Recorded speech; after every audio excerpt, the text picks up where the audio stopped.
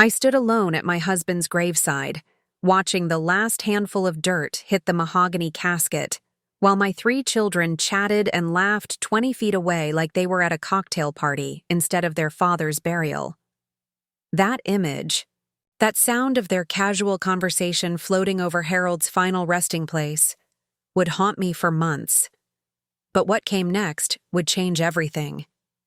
Before we jump back in, tell us where you're tuning in from, and if this story touches, you make sure you're subscribed, because tomorrow I've saved something extra special for you. My name is Betty Lou Cooper, though most folks just called me Betty Lou, and at 72 years old, I thought I knew everything there was to know about disappointment.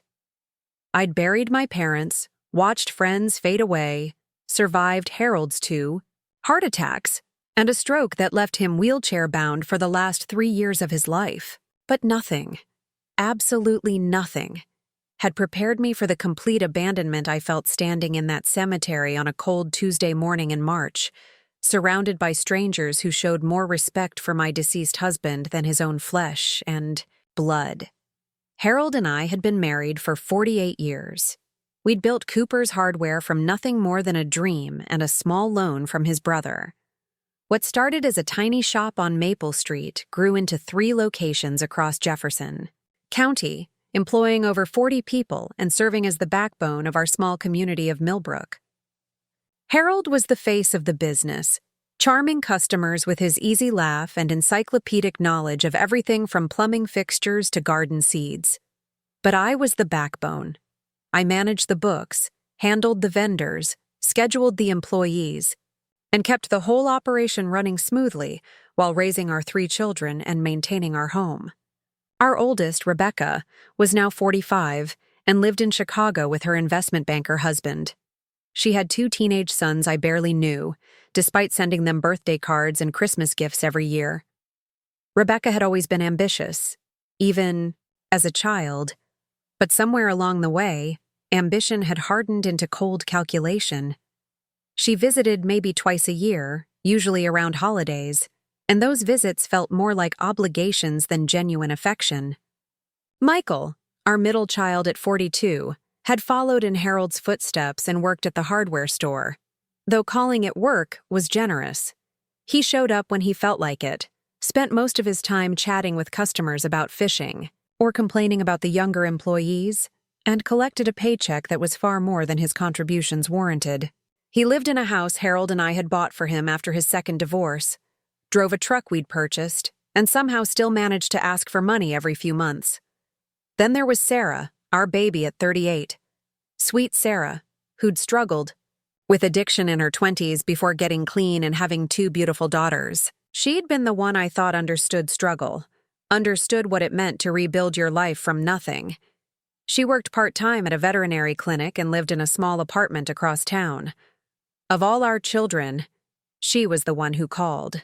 Most often, though even her calls had become less frequent over the past few years.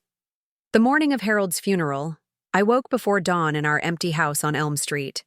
The silence felt different now, permanent in a way that made my chest tight. Harold had been sick for so long that quiet had become normal, but this was a different kind of stillness.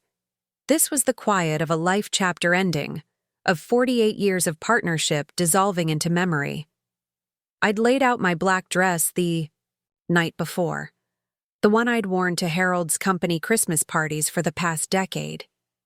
It still fit well, though I'd lost weight during Harold's final months, too busy caring for him to remember to eat regular meals.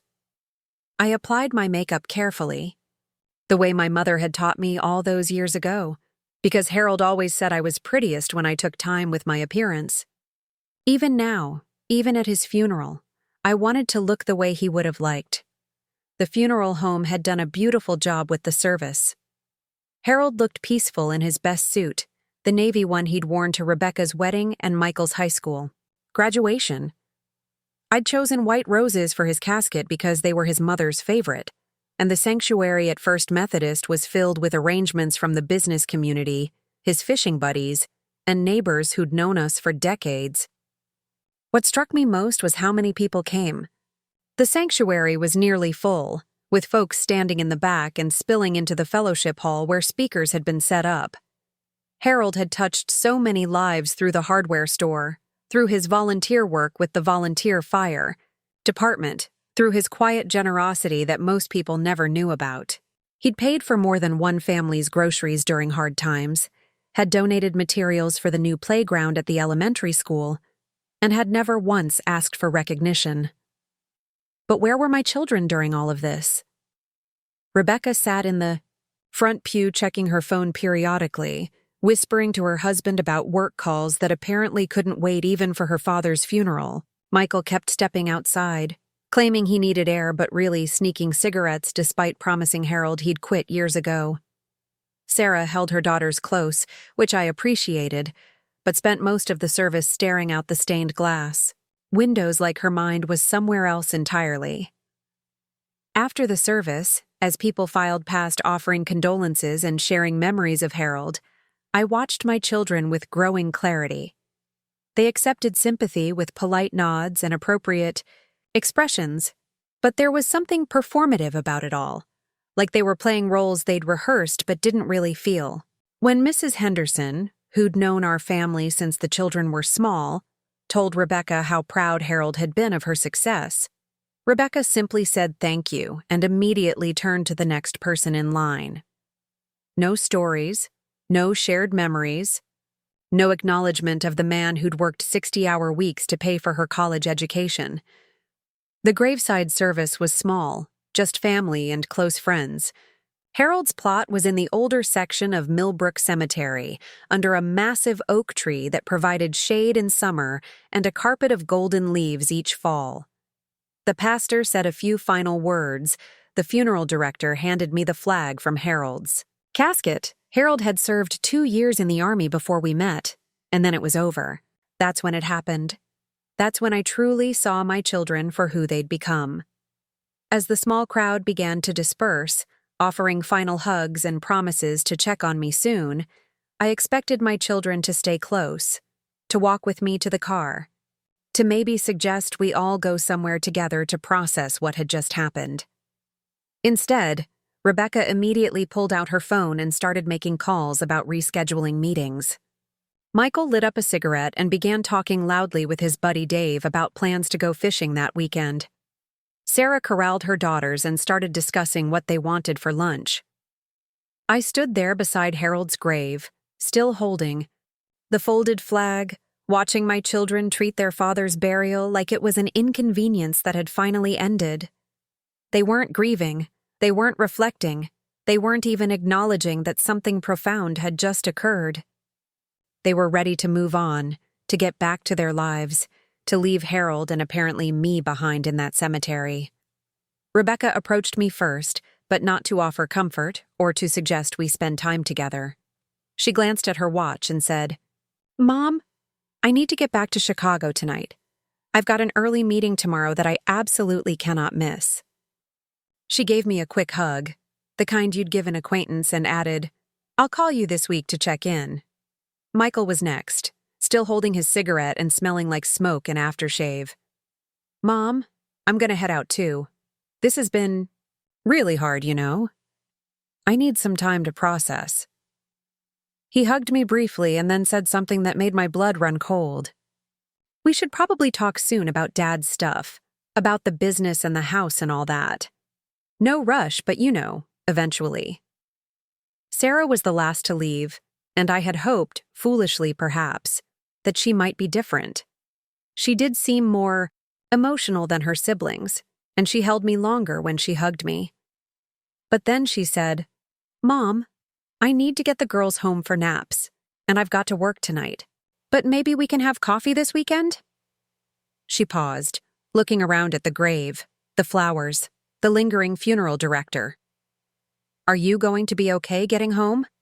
Do you need a ride?" The question hit me like a physical blow. Preparing and narrating this story took us a lot of time, so if you are enjoying it, subscribe to our channel. It means a lot to us. Now back to the story. They were all leaving. All 3 of them were walking away from their father's grave, from me, from any sense of family solidarity or shared grief, and Sarah was asking if I needed a ride like I was some elderly stranger who might have trouble finding her way home. "I drove myself," I said quietly, my voice steadier than I felt. "I'll be fine." And then they were gone. All three of my children, the people Harold and I had sacrificed everything for, had raised with love and attention and endless support, walked away from their father's burial without a backward glance. I stood there alone, still holding that flag, listening to the sound of car doors slamming and engines starting as my family dispersed like they couldn't get away fast enough. The cemetery workers approached respectfully, waiting for me to leave before they began their final duties. I nodded to them and finally walked to my car, a 10-year-old Honda Civic that Harold had insisted was perfect for my needs. As I sat in the driver's seat, I looked back at his grave one more time and felt something shift inside me, something that had been building for months but had crystallized in that moment of complete abandonment. For the past 3 years, as Harold's health declined, I'd been the primary caregiver. I'd learned to manage his medications, had figured out how to transfer him from bed to wheelchair, had rearranged our entire house to accommodate his needs. I'd given up my part-time job at the library, had stopped attending my book club, had essentially put my life on hold to care for the man I'd loved for nearly 5 decades. And where were my children during those 3 years? Rebecca visited twice, stayed for a few hours each time, and spent most of those visits on work calls. Michael stopped by occasionally, usually when he needed money or wanted to complain about something, but he never offered to help with Harold's care. Sarah came by more often, maybe once a month, but her visits were brief and she always seemed uncomfortable around Harold's wheelchair and medical equipment. I'd made excuses for them. Rebecca was busy with her career and lived so far away. Michael was dealing with his own problems after his divorce. Sarah was working and raising 2 young daughters as a single mother. I'd told myself that they loved their father but just didn't know how to help, that they were processing his illness in their own ways, that they'd be there when it really mattered. But here I was, on the day that really mattered, and they'd shown me exactly where I stood in their priorities. Not just Harold, me. They'd abandoned both of us. The drive home felt longer than usual, though it was only 15 minutes from the cemetery to our house. Millbrook was the kind of small town where you knew everyone and everyone knew you, where people waved from their porches and store owners asked about your family. But that afternoon, the familiar streets felt foreign, like I was seeing them through different eyes. Our house sat on a corner lot with a large front porch and the garden Harold had helped me plant 20 years ago. It was a modest 3-bedroom home, nothing fancy, but it had been filled with love and laughter during the years when the children were young. Now it felt enormous and echo-filled, full of Harold's presence but empty of life. I hung up my coat and purse, placed the folded flag on the mantel next to Harold's photograph, and sat down in his recliner. It still smelled like his aftershave and the peppermint candies he'd been addicted to for as long as I'd known him. I sat there in his chair, still wearing my funeral dress, and let myself truly absorb what had just happened. My children hadn't just left the cemetery early. They'd been emotionally absent throughout Harold's entire illness. They'd been going through the motions of being a family while essentially waiting for him to die so they could move on with their lives. And now that he was gone, they were already making plans to deal with his stuff, like he'd been an inconvenience rather than their father. The phone rang twice that evening. The first call was from Mrs. Henderson, checking to make sure I was okay and offering to bring me dinner. The second was from Tom Bradley, Harold's business partner and longtime friend, asking if I needed anything and reminding me that I shouldn't make any major decisions while I was grieving. Neither call was from any of my children. That night, I couldn't sleep in the bed I'd shared with Harold for so many years. Instead, I sat at the kitchen table with a cup of tea, looking through the stack of sympathy cards that had been delivered throughout the day. Card after card from friends, neighbors, business associates, and community members who'd taken the time to write personal messages about Harold's impact on their lives. People who barely knew us personally had written more heartfelt sentiments than my own children had expressed all day. But it was a conversation with Harold 3 months before he died that kept playing in my mind as I sat there in the kitchen darkness. He'd been having a particularly difficult day, frustrated by his inability to do simple tasks for himself, when he'd said something that hadn't made much sense to me at the time. "Betty Lou," he'd said, his voice weak but his eyes sharp, "I need you to promise me something. When I'm gone, don't let the kids walk all over you. You've given them everything, but that doesn't mean they own everything. You remember that, okay? You remember what you're worth." I'd brushed it off then, told him not to talk like that, assured him that the children loved and respected us both. But sitting there in the dark, remembering how they'd behaved at his funeral, I began to understand what Harold had seen, that I'd been too hopeful, too trusting, too maternal to acknowledge. My children weren't grieving their father's death. They were anticipating their inheritance. The hardware store was worth significant money, the house was paid off and in a desirable neighborhood, and Harold had been careful with investments over the years. We weren't wealthy by big city standards, but in a small town like Millbrook, our estate represented financial security for 3 families. I'd always assumed that when the time came, we'd distribute everything fairly among the children, help them build better lives for themselves and their own families. But watching them at the funeral, seeing their impatience to discuss Harold's stuff, remembering Michael's calculating comment about eventually needing to talk, I realized they weren't thinking about honoring their father's memory or supporting their grieving mother. They were thinking about money. And suddenly, Harold's words took on new meaning. "Don't let the kids walk all over you. You remember what you're worth." I went to bed that night with a growing clarity about what I'd witnessed. At the cemetery, my children had shown me exactly how much they valued family, exactly how much respect they had for their father's memory, exactly how much concern they had for my well-being. They'd failed a test they hadn't even known they were taking, but they'd also given me information I could use. They'd shown me their priorities, their character, their true feelings about the family Harold and I had worked so hard to build and support.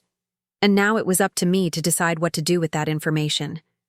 Harold was gone, but I was still here. I was still capable of making decisions, still capable of taking action, still capable of determining how the next chapter of this story would unfold. My children might have walked away from their father's grave without a backward glance, but they hadn't walked away from the consequences of that choice. Not yet, anyway. The next few weeks passed in a blur of legal meetings, paperwork, and well-meaning visits from friends and neighbors. Everyone kept telling me not to make any major decisions while I was grieving, to take time to process Harold's death before dealing with practical matters. But what they didn't understand was that my grief wasn't clouding my judgment. It was clarifying it. I'd spent 48 years as part of a partnership, making decisions with Harold's input and considering our children's needs in everything we did. Now, for the first time in nearly 5 decades, I was making decisions entirely on my own. And the first decision I made was to pay very close attention to how my children behaved in the aftermath of their father's death. Rebecca called exactly once, 4 days after the funeral, to ask how I was doing. The conversation lasted maybe 5 minutes, and most of it consisted of her telling me about her work projects and travel schedule. She did ask if I'd met with Harold's lawyer yet, but when I said I was taking things slowly, she seemed to lose interest in the conversation. Michael stopped by the house twice in those first weeks, but both visits felt strategic rather than supportive. He walked through the rooms like he was taking inventory, asked questions about Harold's tools and workshop equipment, and made comments about how much work it would be to keep up such a large house by myself. He never once asked how I was sleeping, whether I was eating properly, or if I needed help with anything practical. Sarah was the most frequent contact, calling every few days and stopping by once a week with her daughters. But even her visits felt different now that I was paying attention.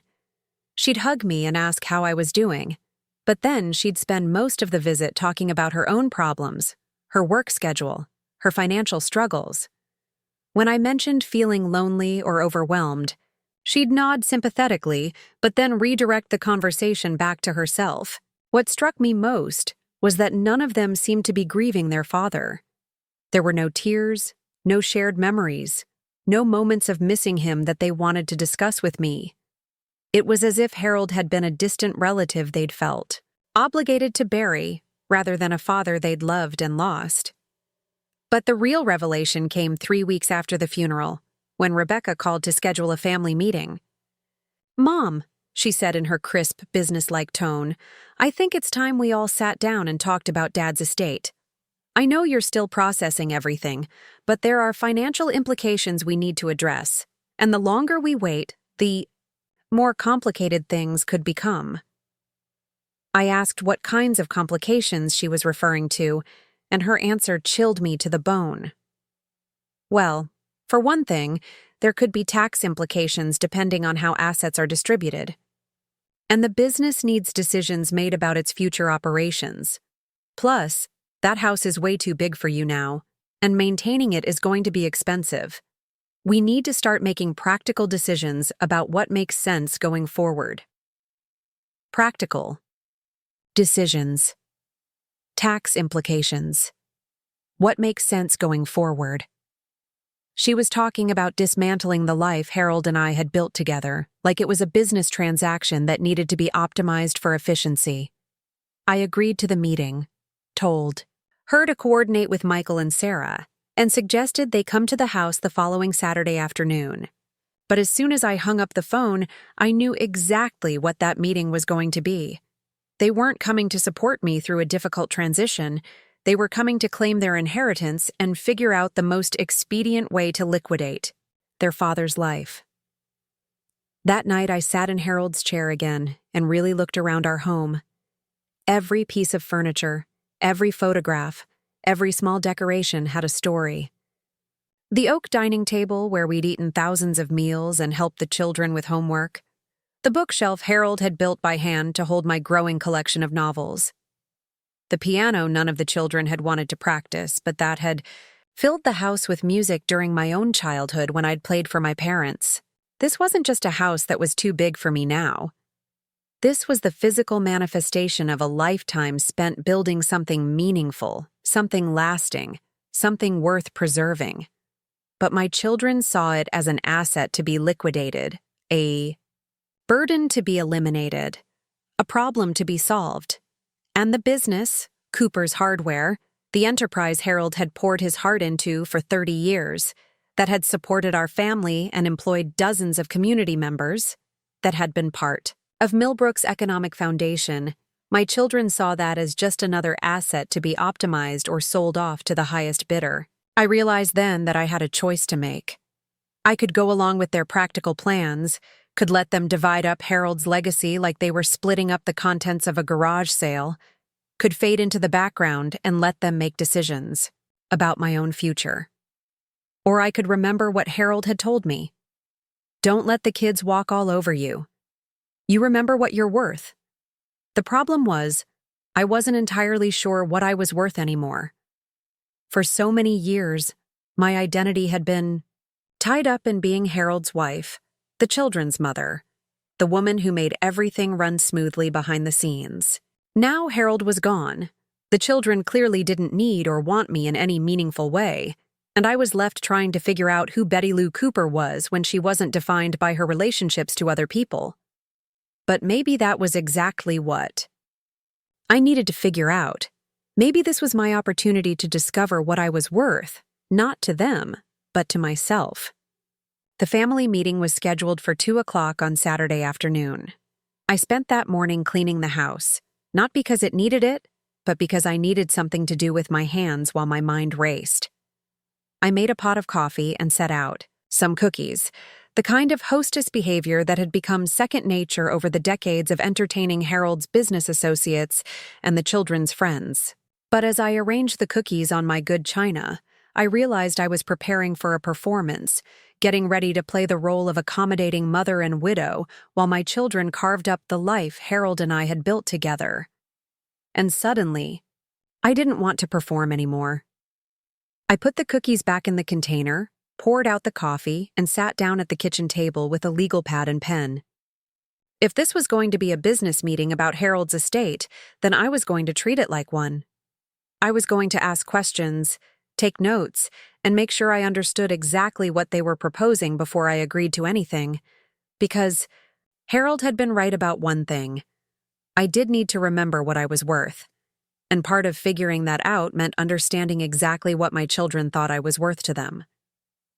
Rebecca arrived first, stepping out of her rental car in a charcoal business suit that probably cost more than most people in Millbrook spent on clothes in a year. She checked her phone twice before reaching the front door, and when I opened it, her greeting felt rehearsed and efficient. "Hi, Mom," she said, giving me that same brief hug she'd offered at the cemetery. "How are you holding up?" Before I could answer, she was already moving past me into the living room, her eyes scanning the furniture and artwork with the same calculating expression I'd noticed at the funeral. She wasn't seeing our home as a place filled with memories. She was seeing it as an inventory of items that would need to be appraised, sorted, and distributed. Michael arrived 20 minutes later, bringing with him the smell of cigarettes and cheap cologne.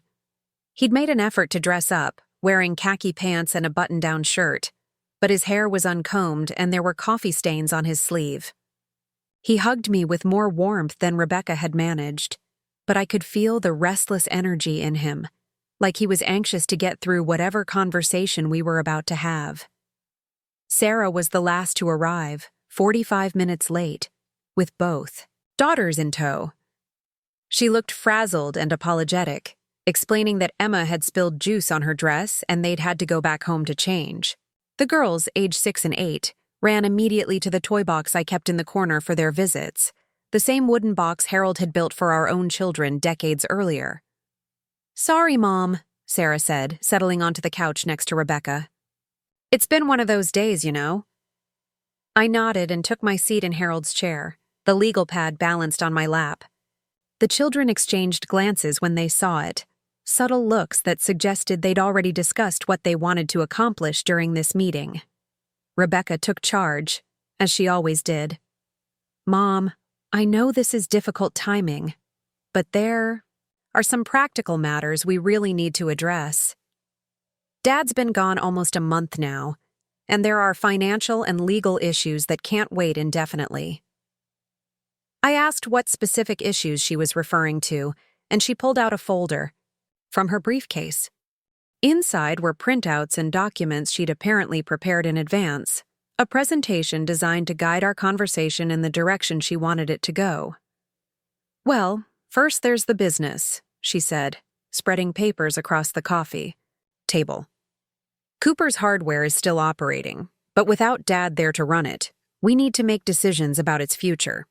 Tom Bradley is doing his best to keep things going, but he's not getting any younger, and he can't manage everything indefinitely." She was right about Tom. Harold's business partner was 74 and had been talking about retirement for years. He'd stepped up after Harold's death out of loyalty and friendship, but I knew he couldn't carry the entire operation alone much longer. "What kind of decisions?" I asked, though I suspected I already knew the answer. Michael leaned forward, suddenly animated. "Well, we could sell it. I mean, there are several regional chains that have been interested in acquiring established hardware stores in small towns. We could probably get a good price, especially if we include the real estate. Or," Rebecca added, consulting her notes, "we could bring in professional management and keep it as a family investment. Though that would require ongoing involvement and financial oversight, that might be complicated with all of us living in different places." Sarah had been quiet, watching her daughters play, but now she spoke up. "I think we should sell it. I mean, none of us really knows how to run a hardware store, and it would be one less thing for Mom to worry about. One less thing for me to worry about, as if Cooper's Hardware was a burden I needed to be relieved of rather than the culmination of 30 years of Harold's life work and my own contributions." "What about the employees?" I asked. Harold built that business with people like Tom and Martha and Jim. Some of them have worked there for 20 years. They're not just employees, they're family. Rebecca's expression tightened slightly. Mom, I understand that Dad felt close to his employees, but we can't make business decisions based on sentiment. Any buyer would evaluate the staff and keep the ones who add value. That's just how business works. That's how business works. She was talking about people Harold had mentored, had supported through personal crises, had treated like extended family, and she was reducing them to line items on a balance sheet to be evaluated for value. Besides, Michael added, it's not like we'd be throwing them out on the street. A new owner might actually bring in better management, maybe expand the operation, create more opportunities. I looked at my son, remembering the young boy who used to love coming to the store with Harold, who had insisted on wearing a child-sized tool belt and helping customers find screws and washers. That boy had grown into a man who saw his father's life work as an asset to be liquidated for his own benefit. Rebecca moved on to the next item on her agenda. Then there's the house. Mom, I know this place has sentimental value, but realistically, it's too big for you now. The maintenance costs alone are probably more than you should be spending, and the upkeep is only going to get more difficult as you get older. She pulled out another set of papers, real estate listings, and market analysis reports she'd apparently researched before coming. I had a realtor friend run some comparables, and she thinks we could get at least $350 for this place. Maybe more if we stage it properly.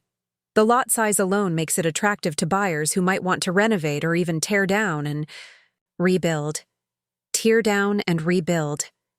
She was suggesting that someone might buy our home, the place where she and her brothers had taken their first steps and learned to ride bicycles, just to demolish it and start over. Where exactly would I live? I asked, though again I suspected she'd already worked out those details. Well, that's the beautiful thing, she said with enthusiasm that felt completely inappropriate. There are some really nice senior living communities in Jefferson City. Some of them are like resort communities, with activities and social programs and medical support right on site. You wouldn't have to worry about maintenance or yard work or any of that stuff. Senior living communities. Retirement homes. She was talking about putting me away somewhere, so I wouldn't be an inconvenience while they divided up the proceeds from selling everything Harold and I had built together. Michael nodded eagerly. And the great thing is, you'd have built-in social activities. I mean, Mom, you've been pretty isolated since Dad got sick. This could be a chance to make new friends, try new things. Isolated. I had been caring for their father, managing his medical needs and trying to maintain some quality of life for both of us during his final years. They saw that as isolation rather than dedication, as a problem to be solved rather than a sacrifice they should have been grateful for. Sarah was looking uncomfortable now, shifting on the couch and glancing toward her daughters. I don't know, guys. This feels like we're making a lot of decisions really fast. Maybe Mom needs more time to think about everything. Time isn't really on our side here, Rebecca replied with a slight edge to her voice. Every month we delay making these decisions costs money.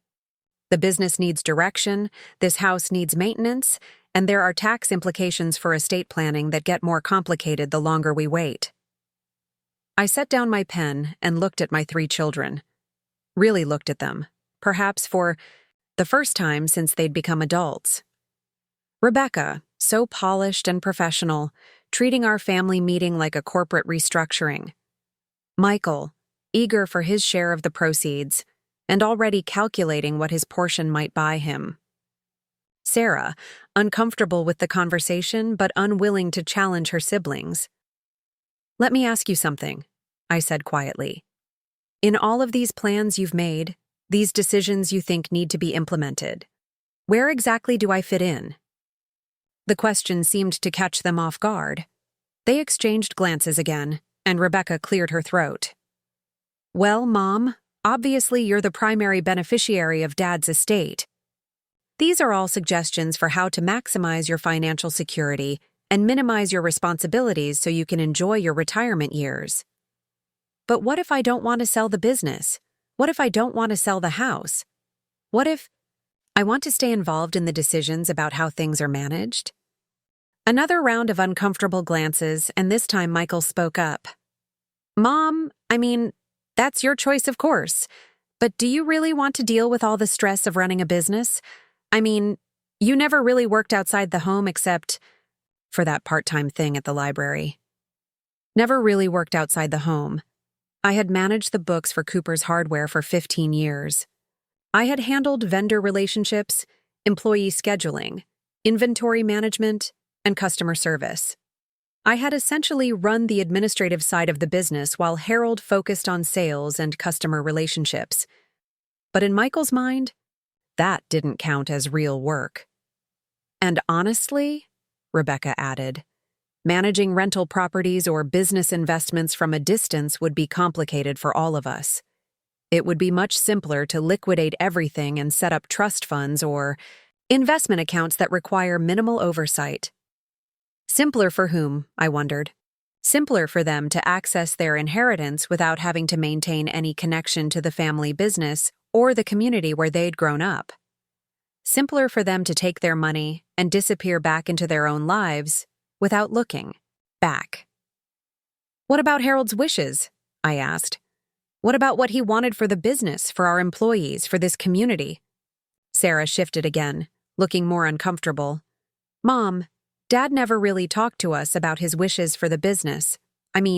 He never laid out any kind of succession plan or anything. But he had talked to me about his wishes. Harold had spent years worrying about what would happen to the business, to our employees, to the relationships he'd built in the community. He'd talked about gradually transitioning ownership to younger management, about maintaining the family-oriented culture he'd worked so hard to create, about ensuring that Cooper's Hardware continued to serve Millbrook rather than being absorbed into some corporate chain. The conversation continued for another hour, but it became increasingly clear that my children had already made their decisions before they'd walked through my door. This wasn't a family discussion about how to honor Harold's legacy while providing for my future. This was a presentation designed to convince me to agree to plans they'd already finalized. They had market analyses for the house sale, preliminary contacts with potential business buyers, brochures for senior living facilities, and investment strategies for managing the proceeds. They'd done everything except ask me what I wanted, what I needed, or what would make me feel secure and valued in my remaining years. As they packed up their papers and prepared to leave, Rebecca hugged me and said, Mom, I know this is a lot to process.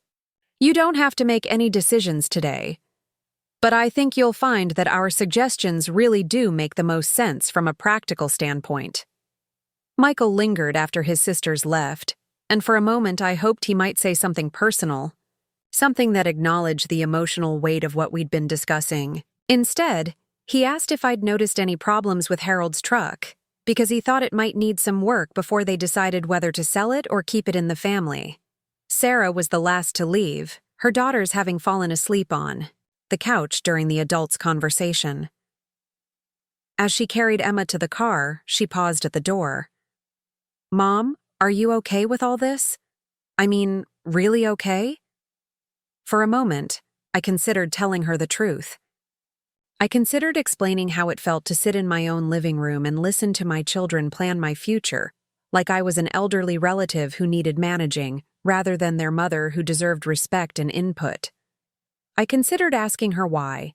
None of them had asked about my feelings, my wishes, my concerns about leaving the life Harold and I had built together.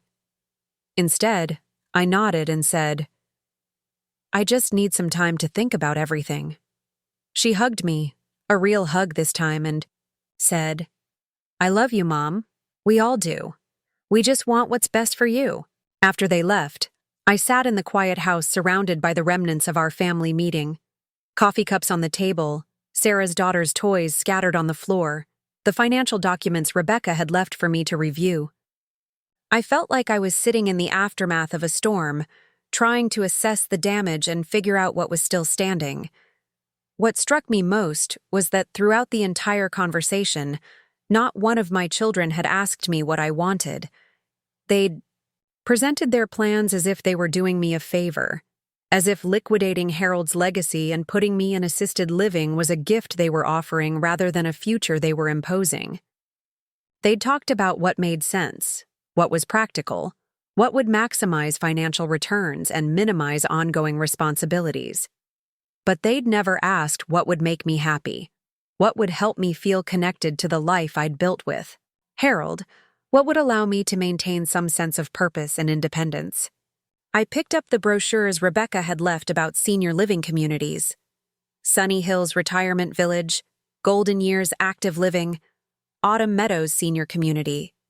Each one featured photos of smiling elderly people playing shuffleboard, attending craft classes, and eating meals in communal dining rooms. The residents all looked content and well cared for, but they also looked like they were waiting for something, like they were filling time rather than living purposeful lives. Was that what my children envisioned for me? A pleasant, managed existence where my biggest decision would be whether to attend water aerobics or the Tuesday afternoon book club, where my legacy would be reduced to photo albums in a storage unit, and my life's work would be dissolved into investment accounts managed by financial advisors. That night, I called my oldest friend, Dorothy Wilmington, who'd moved to Florida after her husband died 5 years earlier.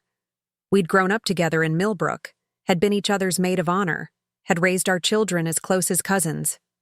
If anyone would understand what I was going through, it would be Dorothy. "Betty Lou," she said warmly when she heard my voice. "How are you holding up, honey?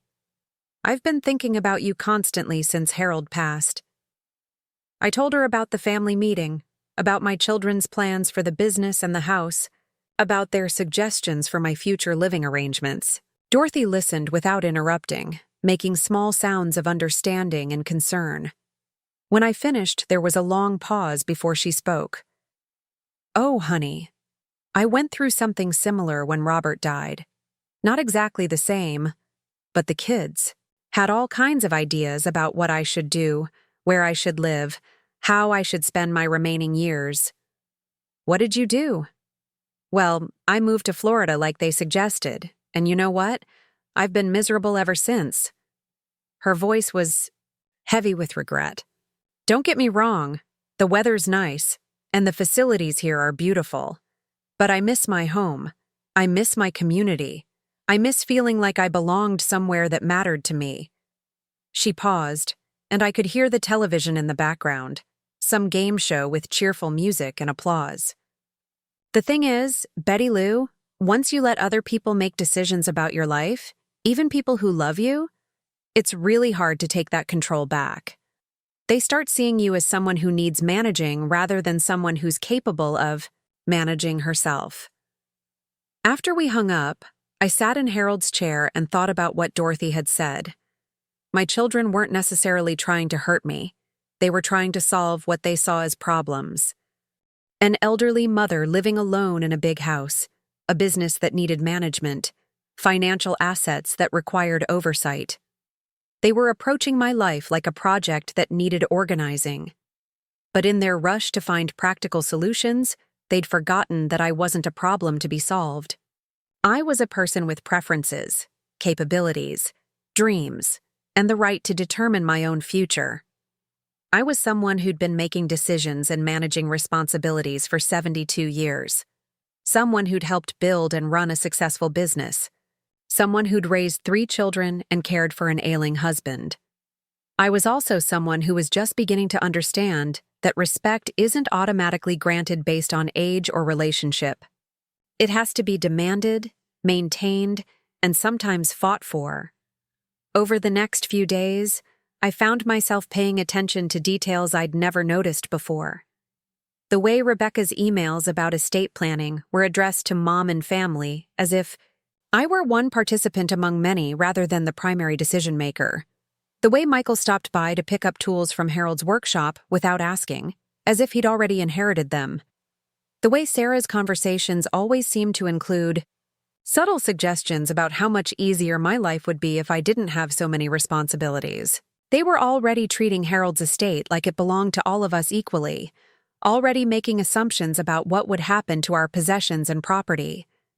More concerning, they were treating me like I was gradually becoming incapable of managing my own affairs, like my role was shifting from decision-maker to someone who needed their guidance and protection. But I wasn't becoming incapable. If anything, I was becoming more clear-headed than I'd been in years. Taking care of Harold during his illness had required organizational skills, medical knowledge, financial management, and emotional strength. I'd handled complex insurance claims, coordinated multiple doctor's appointments, managed his medications, and adapted our entire household to meet his changing needs. I was also beginning to remember parts of myself that had gotten buried under decades of being a wife and mother. Before I'd married Harold, I'd been an elementary school teacher with my own classroom, my own students, my own professional identity. I'd been someone who made independent decisions, solved problems, and commanded respect from colleagues and parents. After we married and started the hardware store, I'd transitioned into a supporting role, but I'd still been essential to the business's success. I'd learned accounting software, had negotiated with vendors, had trained new employees, and had often been the one customers sought out when they needed detailed information about complex projects. But somewhere along the way, my children had started seeing me only as mom, the person who made sure everyone else's needs were met. They'd forgotten that I was also Betty Lou Cooper, a woman with her own mind, her own skills, and her own right to determine her future. The more I thought about it, the more I realized that my children's behavior at Harold's funeral hadn't been an aberration.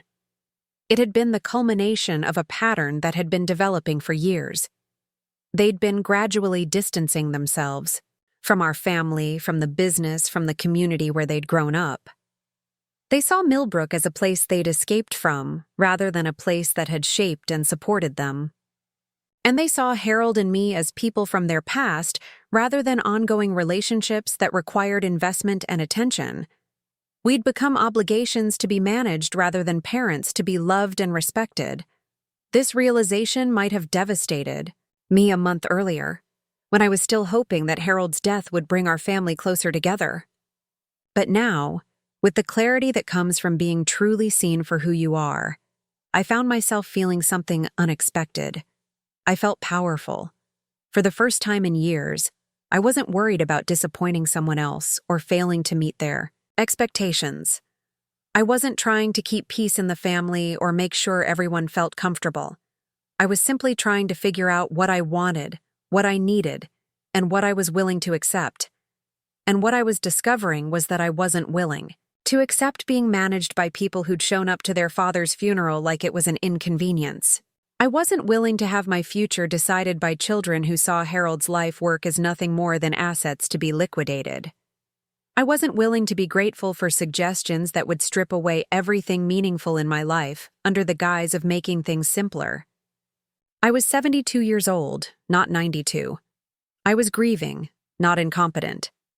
I was alone for the first time in decades, but that didn't mean I was helpless. Most importantly, I was the legal owner of everything Harold and I had built together. The house was in my name. The business was in my name. The investment accounts and retirement funds were in my name. My children seemed to be operating under the assumption that they were entitled to inherit everything immediately, but legally, everything belonged to me until I decided otherwise. That night, I did something I hadn't done since before Harold got sick. I poured myself a glass of wine, put on one of his old jazz records, and sat in the living room just listening to music and thinking about possibilities. What if I didn't? Sell the house? What if I stayed in Millbrook, in the home Harold and I had shared, surrounded by neighbors who knew and cared about me? What if I remained involved in the hardware store, maybe bringing in younger management but maintaining the family culture Harold had worked so hard to create? What if I used my remaining years to honor Harold's legacy rather than liquidate it? What if I focused on supporting the employees who'd been loyal to us, contributing to the community that had supported us, and building something meaningful rather than just managing assets? My children had presented their plans as if they were the only reasonable options, but I was beginning to realize they were just the options that best served their interests. There were other possibilities, other ways to structure my future that might better serve my interests and Harold's memory. The jazz record ended, and I sat in the quiet darkness thinking about something Harold had said during one of our last conversations. He'd been worried about the business, about our employees, about what would happen to everything we'd built together. "I wish I could trust the kids to carry this forward," he'd said sadly. "But I don't think they understand what this place means to people. I don't think they understand what we built here." At the time, I'd tried to reassure him, had suggested that the children would grow into their responsibilities, that they'd come to appreciate the legacy he was leaving them. But Harold had shaken his head. "Betty Lou, they've been gone too long. They've forgotten where they came from, forgotten what matters. When I'm gone, it's going to be up to you to decide what happens to all this. Don't let them convince you that their way is the only way." I'd thought he was being overly pessimistic, that grief and illness were making him see problems that didn't really exist. But the family meeting had proven that Harold understood our children better than I did. They had forgotten where they came from, and they were treating our family's legacy like a business deal to be optimized for maximum profit and minimum ongoing involvement. But Harold had also said something else that I was just beginning to understand. It was going to be up to me to decide what happened to everything we'd built together. Not them. Me. I had more power in this situation than my children realized, and I was starting to think it might be time to use it. The breaking point came 6 weeks after Harold's funeral, on a humid Thursday afternoon that started like any other, but ended with me seeing my children's true nature with devastating clarity. I'd been sorting through Harold's personal papers in his home office, a small room off our bedroom that had always been his private sanctuary. The desk was solid oak, built by a local craftsman 40 years ago, and every drawer held layers of our shared history. Insurance policies, business correspondence, old tax returns, and photographs spanning decades of our life together. In the bottom drawer, tucked behind a folder of warranty information for appliances we no longer owned, I found a manila envelope marked, "For Betty Lou, personal," in Harold's careful handwriting. My hands trembled as I opened it, wondering what final message my husband had left for me. Inside were 3 items that would change everything. The first was a letter, written in Harold's shaky handwriting from his final months. The second was a bank statement for an account I didn't know existed. The third was a copy of a life insurance policy that wasn't part of the estate planning documents I'd reviewed with our lawyer. I sat in Harold's desk chair and read the letter first, my heart pounding as his voice seemed to speak to me from beyond the grave. "My dearest Betty Lou, if you're reading this, then I'm gone and you're probably dealing with the kids making plans for everything we built together. I've been watching them for the past few years, seeing how they act around us, around the business, around the responsibilities that come with family. I love them, but I'm not blind to what they've become. Rebecca sees everything as a business transaction. Michael wants the benefits without the work. Sarah means well, but follows wherever the other 2 lead. None of them understand what we sacrifice to build this life, and none of them appreciate what it means to be part of a community like Millbrook. I've set aside some money that's yours. A loan. Money they don't know about and can't touch. It's not a fortune, but it's enough to give you choices they can't control.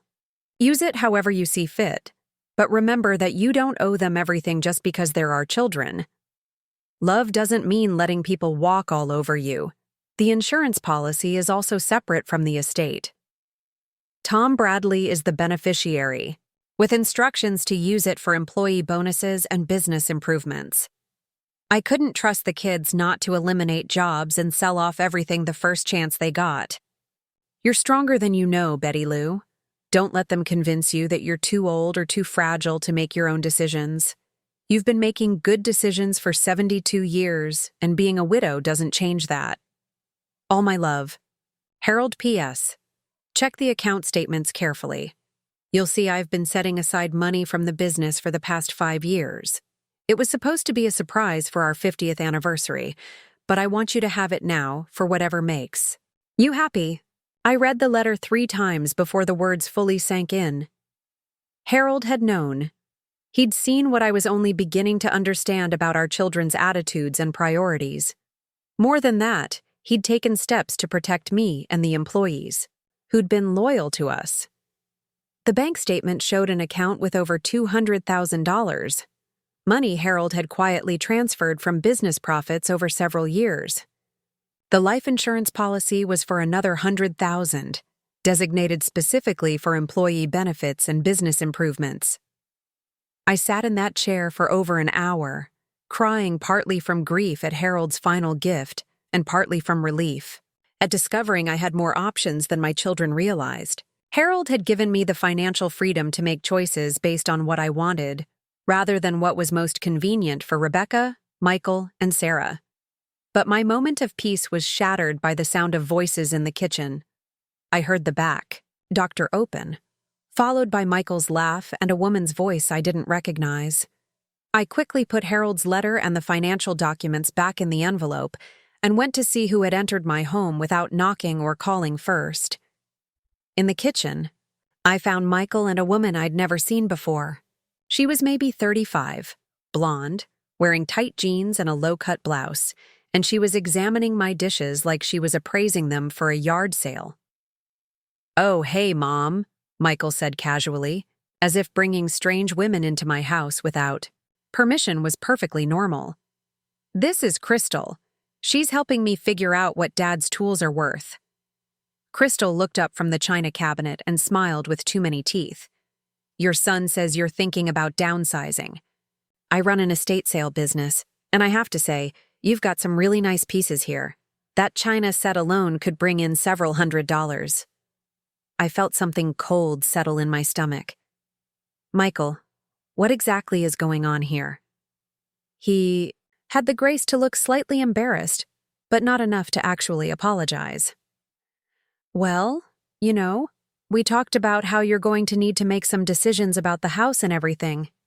I thought it might be helpful to get a professional opinion on what things are worth, for planning purposes." "You brought a stranger into my home to appraise my belongings without asking me?" Crystal seemed to sense the tension and started gathering up the notepad and measuring tape she'd apparently been using. "Maybe I should come back another time when you've had a chance to discuss this as a family." "That would be best," I said firmly, my voice colder than I'd intended. After Crystal left, Michael tried to laugh off the situation. "Mom, I was just trying to be helpful.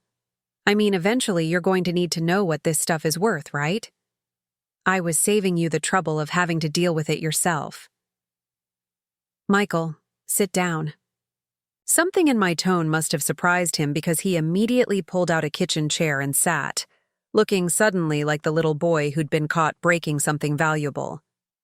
"I want you to listen to me very carefully," I said, remaining standing so I could look down at him. "This is my home. These are my belongings. Your father has been dead for 6 weeks, and you're already bringing strangers in here to put price tags on our life together." "I was just trying to help," he repeated, but with less conviction.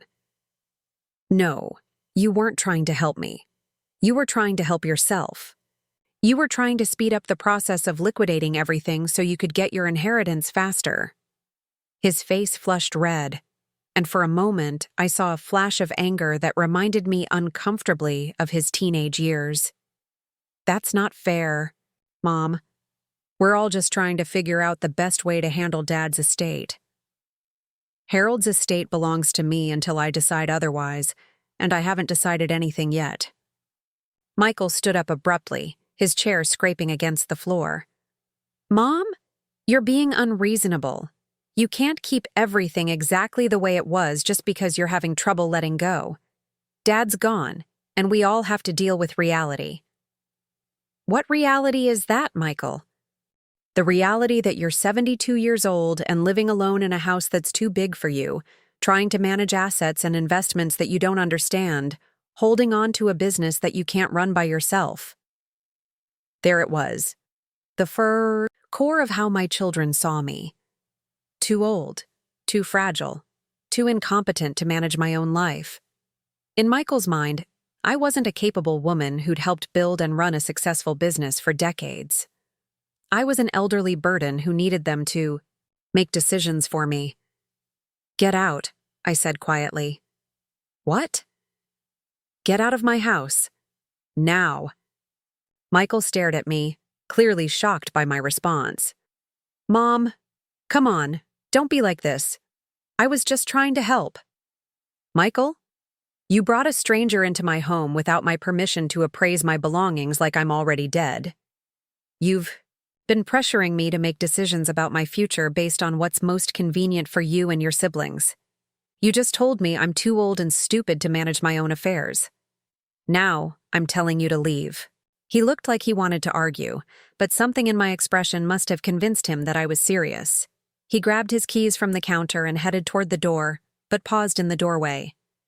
"You know what, Mom? Maybe you do need to think about whether you're making good decisions.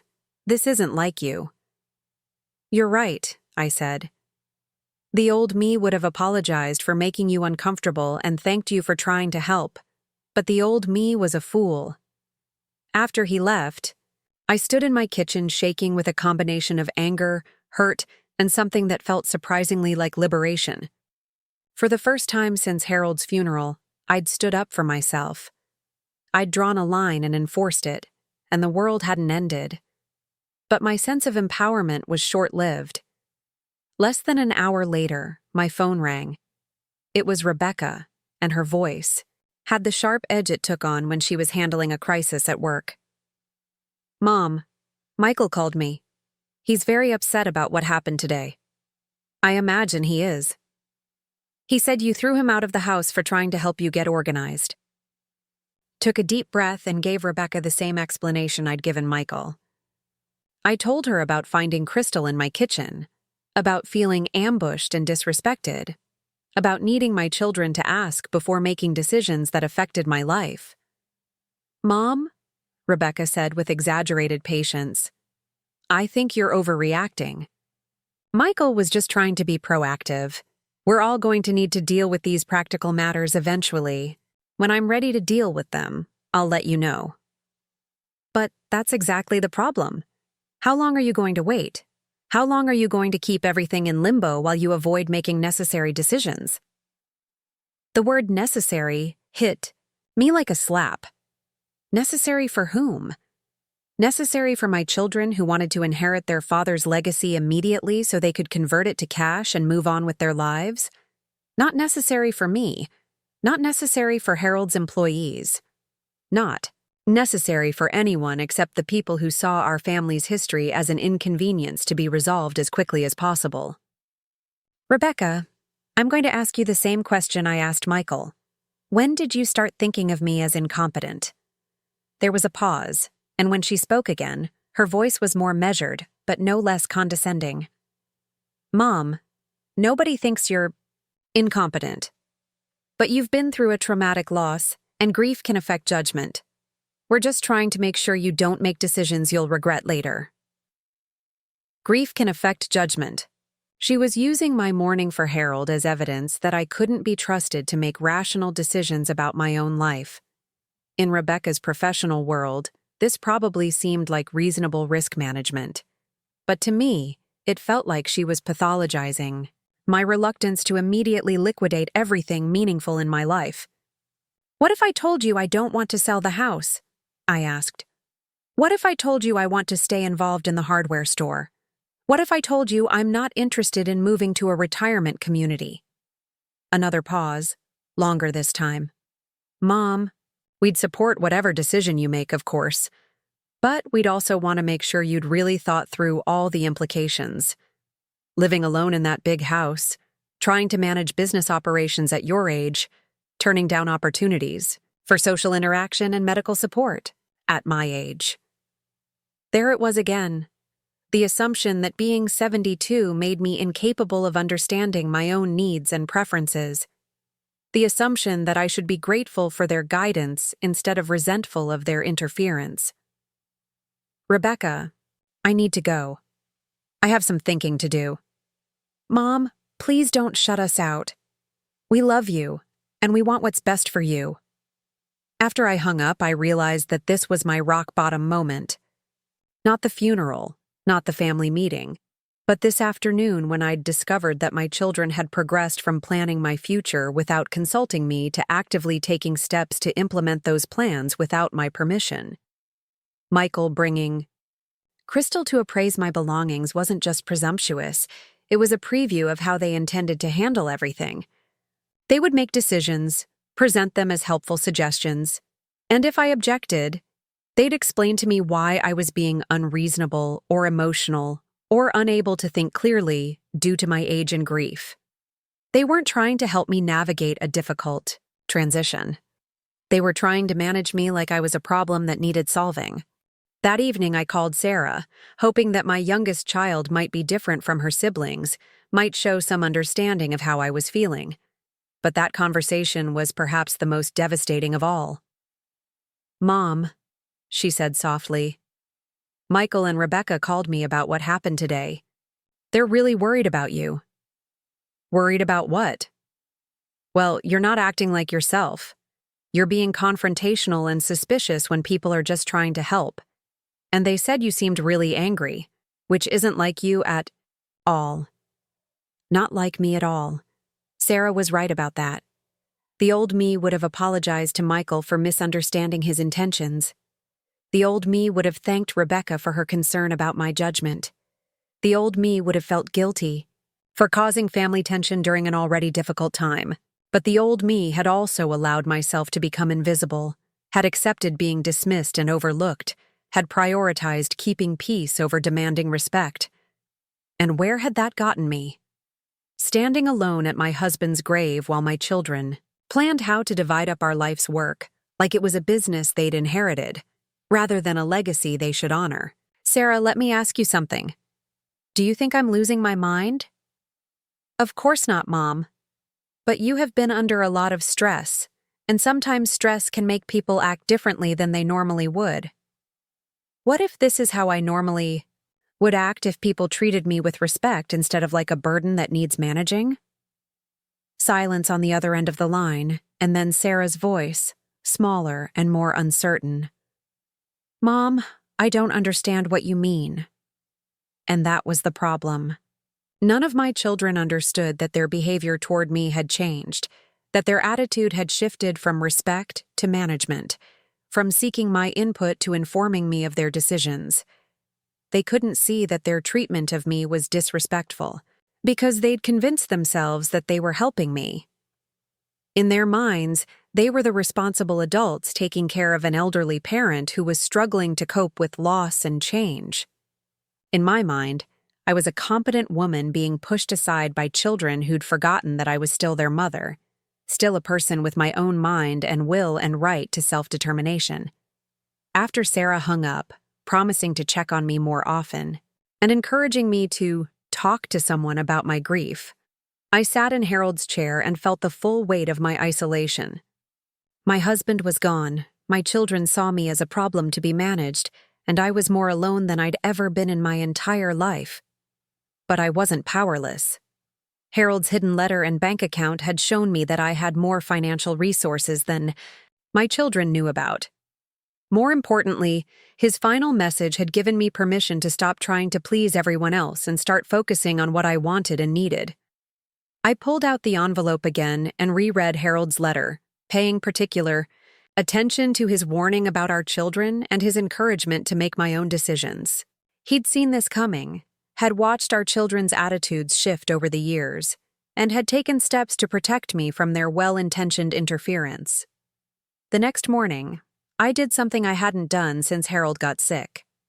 I got dressed, in real clothes instead of the comfortable sweatshirts and elastic waist pants that had become my uniform during his illness. I put on makeup, styled my hair, and drove to Cooper's Hardware to have a real conversation with Tom Bradley about the future of the business. Tom was in the back office when I arrived, hunched over paperwork and looking every one of his 74 years. He stood up quickly when he saw me, his face lighting up with genuine warmth. "Betty Lou, what a nice surprise. How are you holding up?" "I'm figuring some things out, Tom. Do you have a few minutes to talk?" We sat in the cramped office that had been Harold's domain for so many years, surrounded by file cabinets and supplier catalogs, and the familiar smell of coffee and pencil shavings. Tom poured me a cup from the pot he kept going all day, and I told him about my children's plans for the business. His face grew increasingly grim as I described their suggestions about selling to a corporate chain or bringing in outside management. When I finished, he was quiet for a long moment, staring into his coffee cup.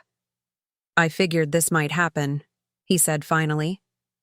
Harold was worried about it too, near the end. He loved those kids, but he knew they didn't understand what we built here. "What do you think we should do?" Tom looked up at me with surprise. "We?" "Tom, you've been Harold's partner for 15 years. You know this business better than anyone. If I decided to keep it instead of selling, would you be willing to help me figure out how to move forward?" For the first time since Harold's death, I saw hope flicker in Tom's eyes.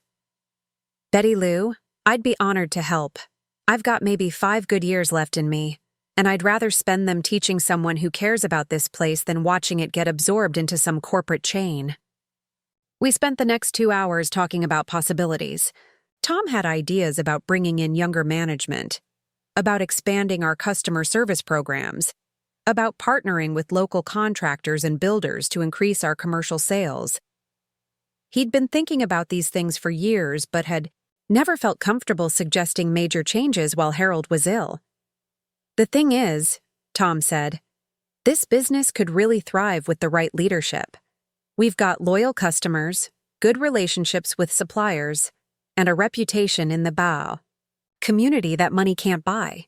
But it needs someone who understands that it's not just about profit margins." As I drove home that afternoon, I felt something I hadn't experienced in months. I felt excited about the future. Not just resigned to whatever my children decided, not just hoping to avoid conflict, but genuinely enthusiastic about possibilities. I could keep the hardware store and work with Tom to ensure it continued serving the community Harold had loved. I could stay in my home, surrounded by memories and neighbors who'd known Harold and me for decades. I could use Harold's hidden resources to maintain my independence and make choices based on my own priorities rather than my children's convenience. Most importantly, I could honor Harold's legacy in a way that reflected what he'd actually valued rather than what would generate the highest financial return. But first, I needed to have another conversation with my children. Not to ask their permission or seek their approval, but to inform them that I'd made some decisions of my own. That evening, I called each of them and asked them to come to the house on Saturday for another family meeting. This time, I would be setting the agenda. Saturday morning arrived crisp and clear, the kind of autumn day that made Millbrook look like a postcard. I'd spent the entire week preparing for this conversation, not just mentally, but practically. I'd met with our family lawyer, Tom Bradley, and even driven to Jefferson City to open a new business account at a different bank. Every step I took felt deliberate, purposeful, like I was reclaiming parts of myself that had been dormant for too long. I set the dining room table with Harold's good china, the set his mother had given us for our wedding, not because this was a celebration, but because I wanted to remind my children that this house, this table, these dishes represented decades of memories and traditions that couldn't be reduced to dollar amounts on an appraiser's notepad. Rebecca arrived first, as always, but this time I noticed she'd dressed down slightly. Instead of her usual power suit, she wore dark jeans and a cashmere sweater, probably her version of casual family attire. She carried a leather portfolio, which told me she'd come prepared with more documents and presentations. "You look nice, Mom," she said, and I realized she was right. I'd taken care getting ready this morning, wearing the navy dress I'd bought for Harold's retirement party 3 years ago, the one that still fit perfectly and made me feel confident. I'd styled my hair and even put on the pearl necklace Harold had given me for our 25th anniversary. Michael arrived 20 minutes later with an apology about traffic and the smell of fast food on his clothes. He seemed subdued, probably, still uncertain about how to act around me after the incident with Crystal. He hugged me carefully, like he wasn't sure if I was still angry with him. Sarah was the last to arrive, and she came alone this time, having arranged for her ex-husband to watch the girls. She looked tired and stressed, which made me wonder what conversations she'd had with her siblings about this meeting and what they'd asked her to say to me. "Thank you all for coming," I said once we were seated around the dining room table. "I know we all have busy lives, but there are some things I need to discuss with you." Rebecca immediately pulled out her portfolio. "Mom, before you start, I brought some additional information about the retirement communities we discussed. I actually drove down to Jefferson City last weekend and toured 3 different facilities. I think you'd really like Sunset Manor. It has a library and they offer classes in watercolor painting." She slid a glossy brochure across the table toward me, but I didn't pick it up. Instead, I looked at my daughter and wondered when she'd become someone who thought a library and art classes would be sufficient to replace the life I'd built with her father. "Rebecca, I appreciate the time you spent looking at those places, but I won't be needing that information." "What do you mean?" "I mean I've decided not to move to a retirement facility. I'm staying in this house." The 3 of them exchanged glances, and I could see Michael starting to lean forward with objections already forming on his lips. I raised my hand to stop him before he could speak. "I've also decided not to sell Cooper's Hardware. Tom Bradley and I have been discussing ways to expand the business while maintaining its community focus. I'm going to remain actively involved in its operations." Now they were all staring at me with expressions that ranged from surprise to concern to what looked uncomfortably like annoyance. Sarah spoke first, her voice gentle but worried. "Mom, are you sure that's wise? I mean, running a business is a lot of stress, and you've been through so much lately." "Sarah, I helped run that business for 15 years before your father got sick. I'm not learning something new. I'm returning to something I'm already good at." Michael cleared his throat. "But Mom, what about the practical issues we discussed? The house maintenance, the financial complexity, the day-to-day responsibilities? These are real concerns." "You're absolutely right, Michael. They are real concerns, and I'm perfectly capable of addressing them." Rebecca had been quiet, but now she leaned forward with the expression she probably used in corporate meetings when someone presented an idea she considered fundamentally flawed. "Mom, I'm going to be direct with you because I love you too much to let you make a mistake you'll regret. You're talking about taking on enormous responsibilities at a time when you should be reducing stress and focusing on your emotional healing. These decisions sound like they're being made from a place of grief rather than practical planning." There it was again. The suggestion that my grief was impairing my judgment, that my reluctance to accept their plans was evidence of emotional instability rather than legitimate disagreement with their priorities. "Rebecca, let me ask you something. If your husband died and someone suggested you were too grief-stricken to make rational decisions about your career and your home, how would you respond?" She blinked, clearly not expecting the comparison. "That's different. I'm not 72 years old." "So you're saying that grief affects 72-year-old women differently than it affects 45-year-old women?" "I'm saying that major life decisions are harder at any age when you're dealing with loss, and they're especially challenging when you're also dealing with the physical and cognitive changes that come with aging." Physical and cognitive changes. Rebecca was suggesting, politely but clearly, that I was becoming mentally incompetent due to my age. In her mind, my resistance to their plans wasn't evidence of independent thinking. It was evidence of decline. "What specific cognitive changes have you observed in me, Rebecca?" Another uncomfortable silence, and I could see my children struggling with how to respond. They couldn't point to any actual evidence of mental decline because there wasn't any. I was managing my household, my finances, my medical care, and my daily responsibilities just as competently as I always had. But my refusal to agree with their suggestions had convinced them that something must be wrong with my thinking. "Mom," Sarah said softly, "we're not saying there's anything wrong with you. We're just worried that you're taking on too much too, soon after losing Dad." What would be the right amount of time to wait before making decisions about my own life? Sarah looked helplessly at her siblings. This was a question none of them had considered because they'd been operating under the assumption that I would eventually come around to their way of thinking. They'd presented their plans as inevitable conclusions rather than options for my consideration. "The thing is," Michael said, "some of these decisions affect all of us.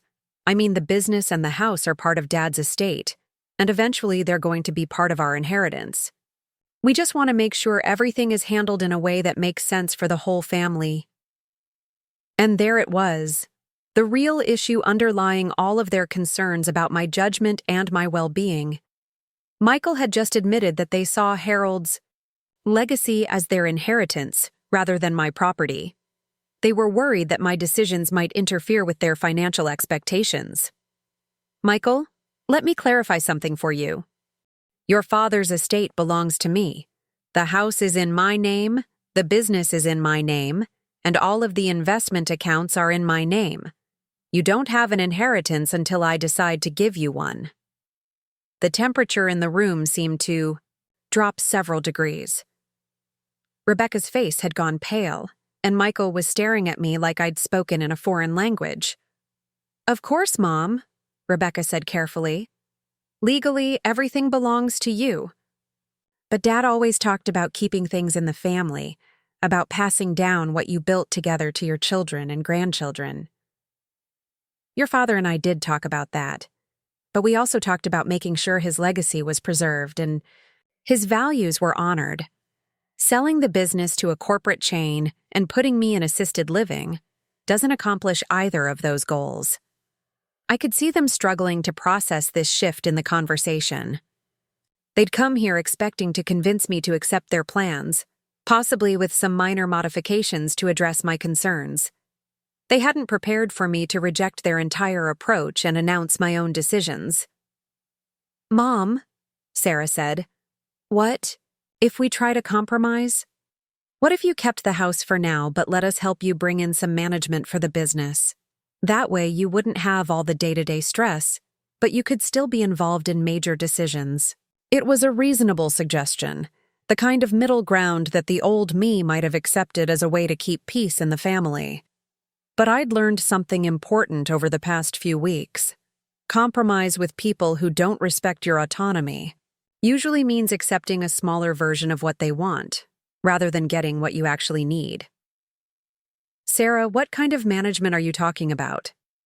She looked toward Rebecca for support before answering. "Well, maybe we could find a general manager who could handle the daily operations, and you could focus on the parts you enjoy most. And who would make the hiring decision for this general manager? We'd all discuss it as a family." "Including me?" "Of course, including you."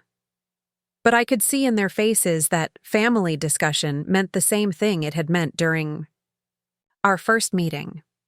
They would present their analysis and recommendations, and I would be expected to agree with their conclusions. My input would be welcomed as long as it aligned with their predetermined plans. "I appreciate the suggestion, Sarah, but I've already made my decision. Tom Bradley and I are going to run the business together, and I'm going to remain actively involved in all major decisions." Rebecca had been taking notes during this conversation, and now she looked up from her legal pad with the expression of someone preparing to play her strongest card. "Mom, I need to ask you something, and I hope you won't take this the wrong way. Have you discussed these decisions with anyone outside the family? A financial advisor, maybe, or a counselor who specializes in grief and major life transitions?" She was suggesting, as diplomatically as possible, that I should seek professional help to address what she saw as poor judgment. In Rebecca's world, this probably seemed like a reasonable escalation. If the family couldn't convince me to make sensible decisions, perhaps a trained professional could help me see reason. As a matter of fact, I have spoken with several professionals. I've met with our family lawyer to review my legal options. I've consulted with a financial advisor about managing the business assets, and I've spoken with Tom Bradley about the practical aspects of business operations. Rebecca's eyes sharpened. You've been meeting with advisors without telling us? I've been meeting with advisors because I'm a competent adult who owns a business and manages significant financial assets. I don't need anyone's permission to seek professional advice. About my own affairs, the three of them were silent for a long moment, and I could practically see them reframing their understanding of the situation. I wasn't a grieving widow who needed their guidance to navigate complex decisions. I was a business owner who'd been consulting with professionals and making informed choices about my future. What did the lawyer say? Michael asked. He confirmed that I have complete legal authority to make decisions about the business and the house. He also helped me understand some options I hadn't considered for structuring things in a way that protects both my interests and the interests of our employees. What kind of options? Rebecca asked, her lawyer instincts apparently kicking in. I reached into my purse and pulled out a folder I'd prepared for this meeting. Inside were copies of documents I'd had prepared over the past week, legal papers that would formalize the decisions I'd been explaining to them. I'm establishing a trust that will maintain family ownership of Cooper's Hardware, while ensuring it continues to operate as a community-focused business. Tom Bradley will serve as general manager for the next 5 years, training younger staff, to eventually take over operations. The house will remain in my name for the rest of my life, and after that, it will be donated to the Historical Society as a community museum. I handed each of them a copy of the trust documents and watched their faces as they read through the legal language. Rebecca was the first to understand the implications. Mom, this trust structure means that the business can never be sold to outside buyers, and donating the house means it won't be part of your estate. That's correct. Michael looked up from his documents with an expression of growing panic. But what about our inheritance? What about the financial security you and Dad always said you wanted to provide for us and our children? This was the moment I'd been building toward, the conversation I'd been preparing for since finding Harold's letter. I looked at my 3 children, these adults I'd raised and loved and supported for decades, and felt a strange calm settle over me. Let me tell you what your inheritance actually is, I said. Your inheritance is the education your father and I paid for, Rebecca. Your inheritance is the house your father and I bought for you after your divorce, Michael. Your inheritance is the financial support we provided during your recovery, Sarah, and the trust fund we established for your daughter's college expenses. I paused, letting them absorb what I was saying. Your inheritance is also the example. Your father's set of hard work and community service, the values we tried to teach you about loyalty and responsibility, and the love we gave you unconditionally even when you grew up and moved away and forgot to call. Sarah was crying now, quiet tears that she kept wiping away with her hands. Michael was staring at the table, his jaw set in the stubborn expression I remembered from his teenage years. Rebecca was reading through the trust documents again, probably looking for loopholes or legal challenges. But most importantly, I continued, your inheritance was the opportunity to be part of something bigger than yourselves, to carry forward a legacy that mattered to your father and to this community. You had the chance to honor his memory by preserving what he built and caring for the people who helped him build it. I stood up and walked to the window, looking out at the garden Harold and I had planted together 20 years ago. The roses were dormant now, waiting for spring, but their stems were strong and their roots were deep. That inheritance was available to you if you'd wanted it. But at your father's funeral, when you walked away from his grave without a backward glance, when you started making plans to liquidate everything he valued, you showed me that you weren't interested in that kind of inheritance. I turned back to face them. So I've found other people who are interested. Tom Bradley, who worked beside your father for 15 years, Martha Johnson, who's been our bookkeeper for 8 years and knows every customer by name, Jim Rodriguez, who started as a part-time high school employee and is now our best salesperson. Rebecca had stopped reading and was looking at me with something that might have been respect mixed with shock. "You're giving our inheritance to Dad's employees?" "I'm preserving your father's legacy in a way that honors his values and serves his community. The people who work at Cooper's Hardware appreciate what your father built because they helped him build it. They understand that it's not just a business, it's a cornerstone of this town." Michael finally spoke, his voice thick with emotion that I couldn't quite identify. "So, that's it? We get nothing?" "You get the same thing everyone else gets from their parents. You get the foundation we provided, the opportunities we created, and the knowledge that you were loved. Whether you build something meaningful on that foundation is up to you." The room was quiet, except for the sound of Sarah's soft crying and the ticking of the grandfather clock Harold had inherited from his father. I sat back down at the table and looked at each of my children in turn. "I want you to understand that this isn't about punishment. This isn't about anger or revenge or trying to hurt you. This is about me finally understanding that love doesn't mean giving people whatever they want regardless of whether they've earned it or appreciate it." I reached across the table and touched Sarah's hand. "Sweetheart, I will always love you, all of you. But I won't let you treat your father's memory or my autonomy as inconveniences to be managed for your financial benefit." Rebecca closed the folder of trust documents and looked directly at me. "Mom, I think I understand what you're saying. But don't you think this is a pretty drastic response to what amounts to a disagreement about timing and methodology?" "Rebecca, 3 weeks ago, your brother brought a stranger into my home to appraise my belongings without asking my permission. You've suggested repeatedly that my grief is impairing my judgment. All 3 of you have treated the idea of me maintaining my independence as a problem that needs solving rather than a choice that deserves respect." I stood up again, feeling suddenly tired but also strangely light, like I'd been carrying something heavy for months and had finally set it down. "This isn't about a disagreement over timing and methodology. This is about you seeing me as someone who needs managing rather than someone who deserves respect. And I've decided I'm too old to spend my remaining years trying to convince my own children that I'm still a person worth listening to." Michael pushed back his chair and stood up abruptly. "Fine, Mom, if that's how you want it. But don't expect us to pretend we're okay with this when you're giving away everything Dad worked for to people who aren't even family." "Michael, wait." But he was already headed for the door, and a moment later we heard his truck start up in the driveway. Rebecca was gathering up her papers, her movements careful and controlled. "Mom, I hope you'll reconsider some of these decisions. I think you're acting from a place of hurt, and I'd hate for you to do something permanent that you might regret later."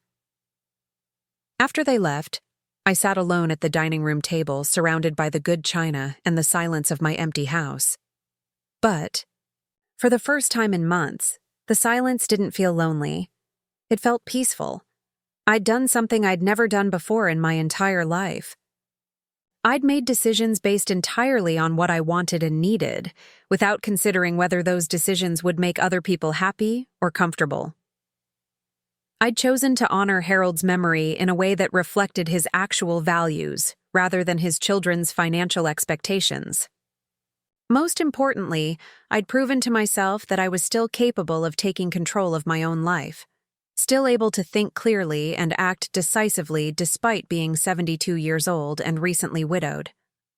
The woman who'd stood alone at Harold's graveside 2 months ago, watching her children treat their father's funeral like a networking event, was gone. In her place was someone I was just beginning to remember, someone who'd had opinions and preferences and the strength to defend them. Someone who'd forgotten for a while that love doesn't require surrendering your dignity. That evening, I called Tom Bradley to let him know that the trust documents had been signed and that we could begin making plans for the future of Cooper's Hardware. His voice was thick with emotion when he thanked me, and he promised that Harold would have been proud of what we were building together. I also called the Historical Society to discuss the eventual donation of the house. The director, an enthusiastic young woman named Jennifer, was thrilled at the prospect of preserving one of Millbrook's original family homes as a community museum. "Mrs. Cooper," she said, "this is exactly the kind of legacy preservation that keeps communities connected to their history. Your husband would be so honored to know that your family home will educate and inspire future generations." After those calls, I sat in Harold's chair with a cup of tea and thought about the conversation I'd had with my children.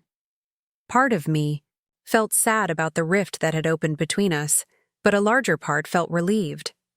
For the first time since Harold's death, I'd spoken my truth clearly and completely. I'd stopped trying to manage their emotions or protect their feelings at the expense of my own dignity.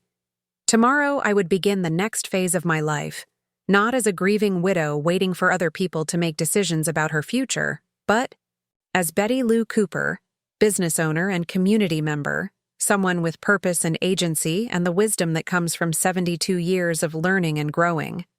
My children might never understand or forgive the choices I'd made today, but for the first time in months, I could look at myself in the mirror and respect the woman looking back at me.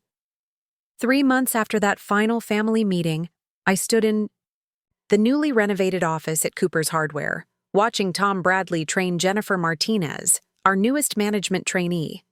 The morning sun streamed through windows I'd had cleaned and updated, casting warm light on walls we'd painted a soft sage green. The whole space felt renewed, purposeful, alive with possibility.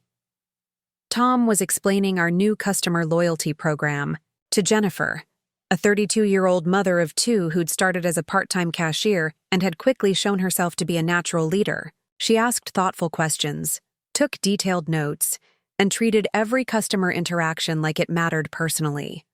Watching her work reminded me why Harold had always believed that the right people could transform a business into something more than just commerce.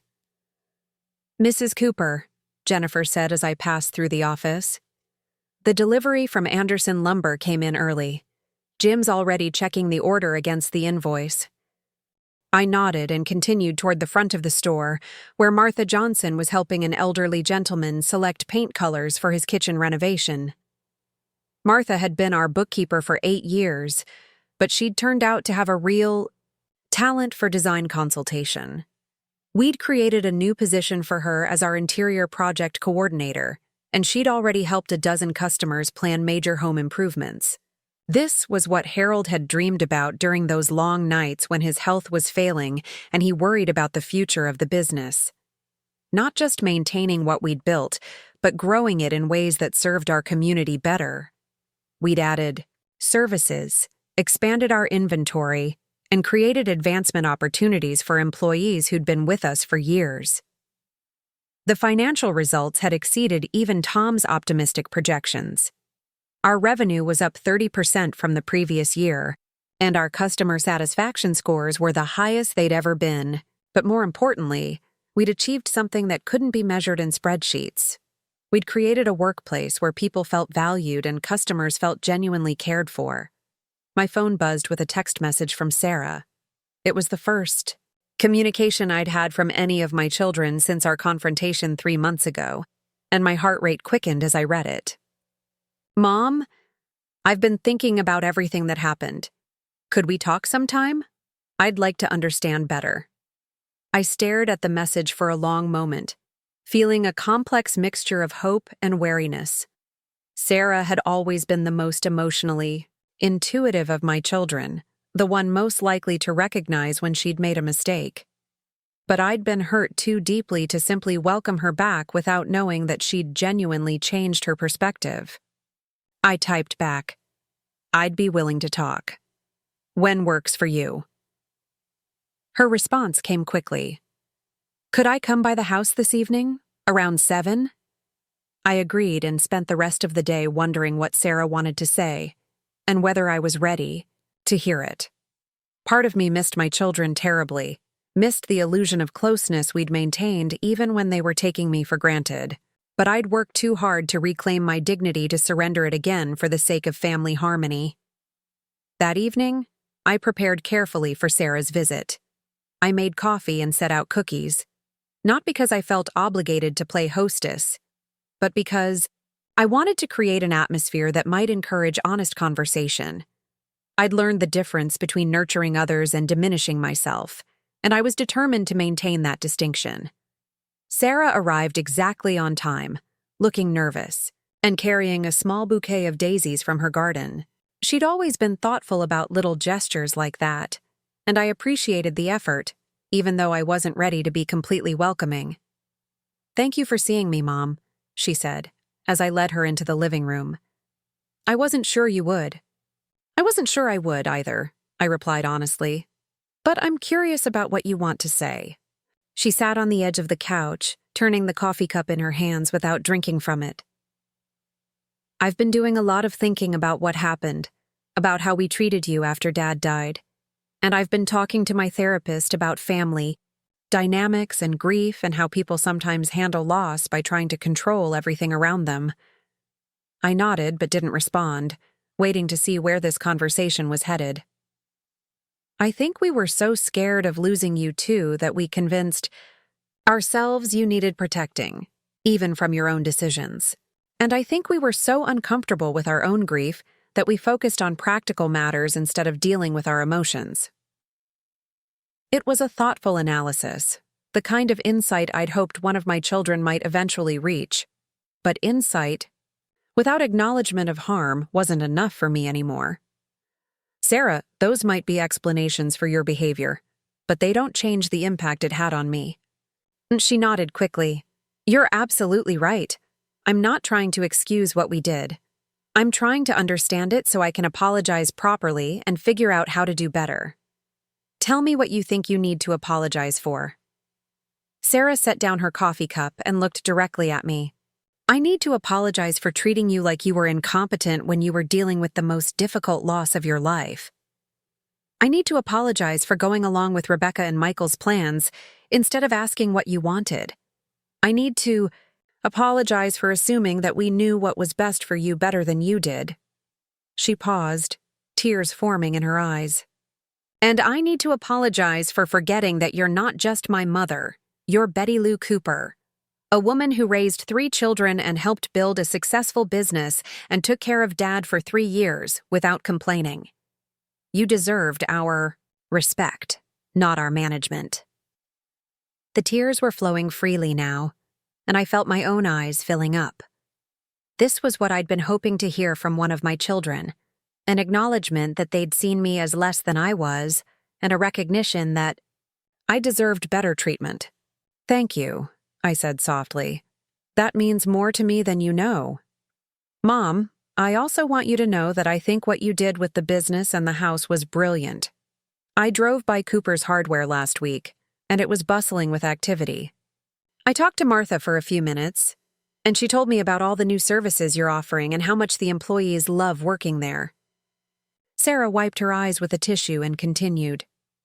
"I also looked up some information about the Historical Society, and the museum project sounds incredible. The idea of preserving our family home as a place where future generations can learn about Millbrook's history, that's exactly the kind of legacy Dad would have wanted." I felt a warm glow of validation at her words. The past 3 months had been fulfilling but sometimes lonely, and having one of my children recognize the value of what I'd accomplished meant more than I'd expected.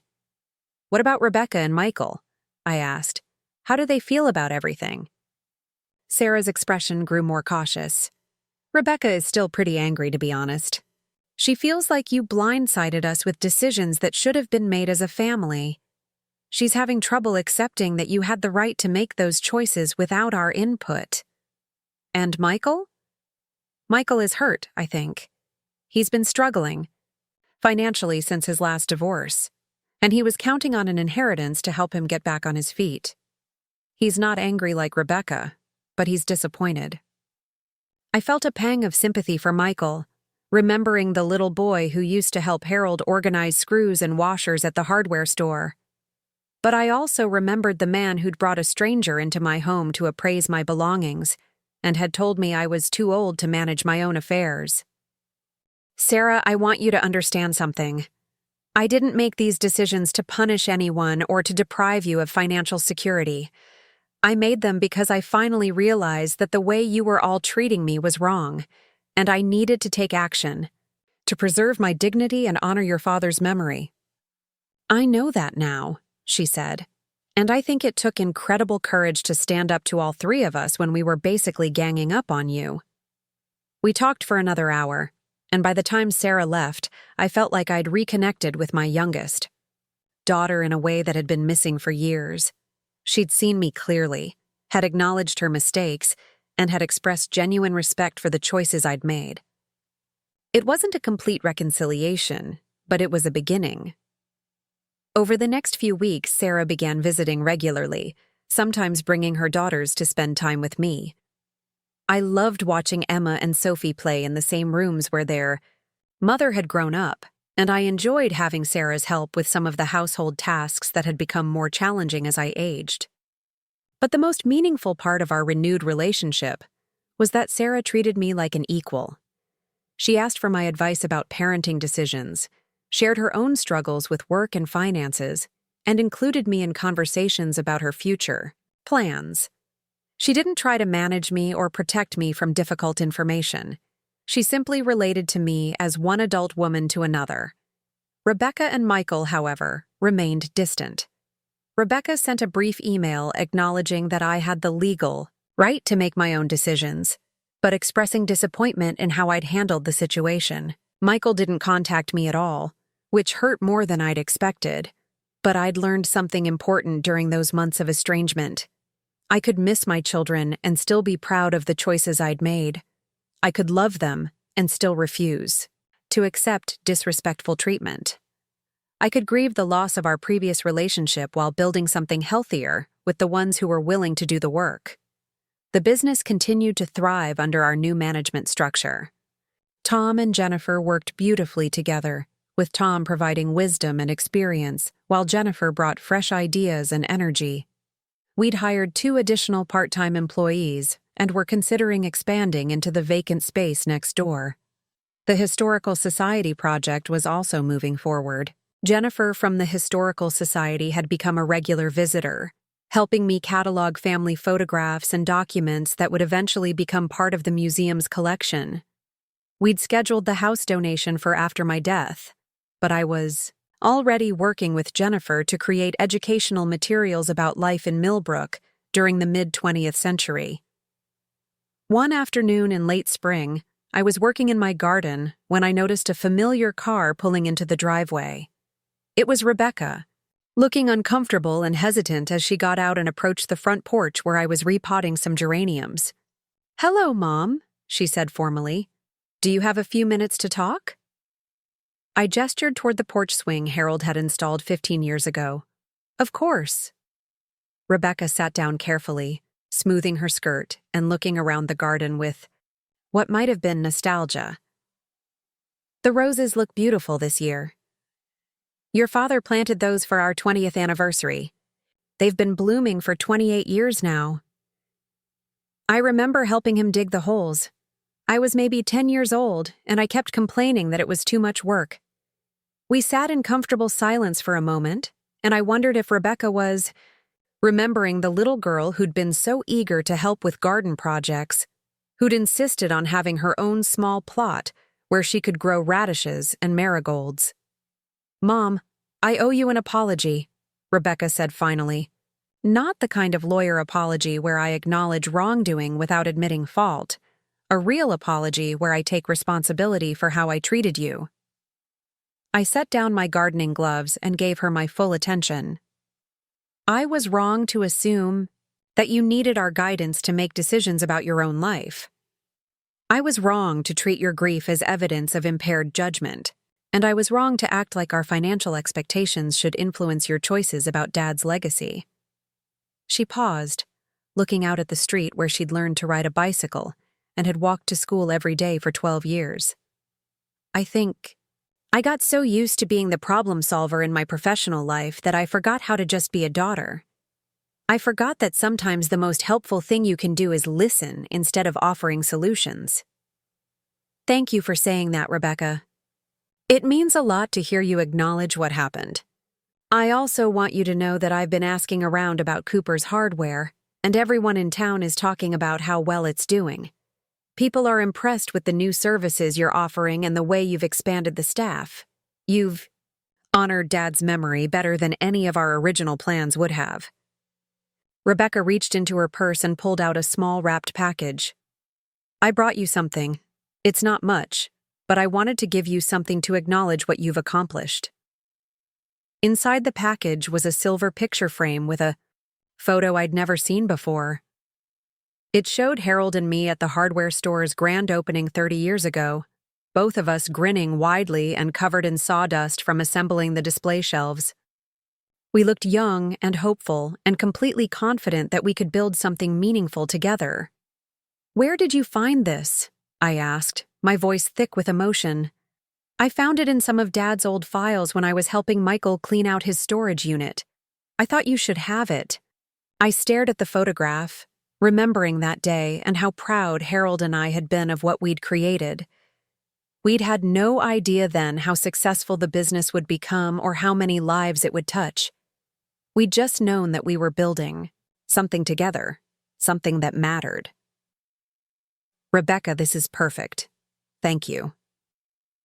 We talked for another half hour, and while our conversation was more formal than my reunion with Sarah had been, it felt genuine and respectful.